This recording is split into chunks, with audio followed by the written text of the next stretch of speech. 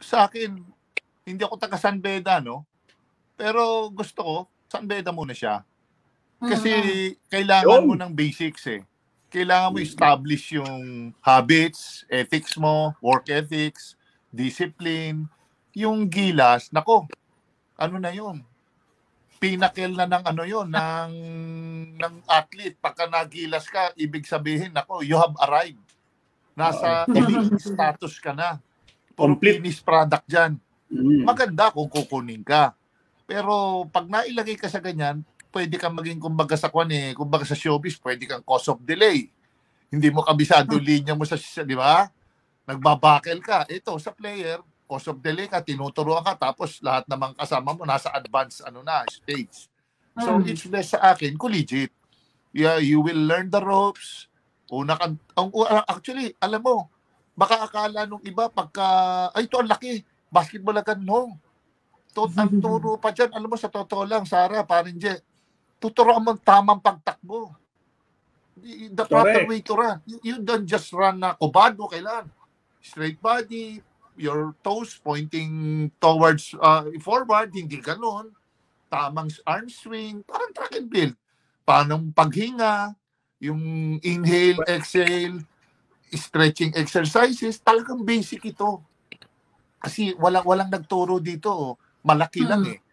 And pagka masyadong ang nakakatakot dito is pag bigla mong in-advance ba, na hindi, dapat turuan na natin ng ganito. Kung ang fingertips, butter finger, kung baka mahina pa mga kamay, hindi nanonood ng basketball yan, kailangan panuorin game, ma-appreciate niya yung game. Baka mamaya mapagod lang yan, one round, maglakad na. So naku, ano ito, it's hindi lang work in progress, talagang naku, malayo to. It's baby steps, unti-untiin mo, and so he will appreciate, and tamang mentoring hanggang sa makita niya yung bakit niya ginagawa, anong purpose niya, bakit big man ang dapat mong ilaro, wag dapat gwardiya ang tignan mong laro, kasi ito ang bagay sa yung laro. Pero kung mabilis ka, nako, ibang kwento yon. Makita mo para sa itsura niya, nako, 100 kilos ata siya. So, at the age of 17, 200 pa. Mabigat pa siya kay Kai Soto. But siyempre, of course, ano siya, talagang fundamentals niya is parang hindi pa siguro impressive. Pero may mga players na success stories, katulad ni Hakeem Olajuwon.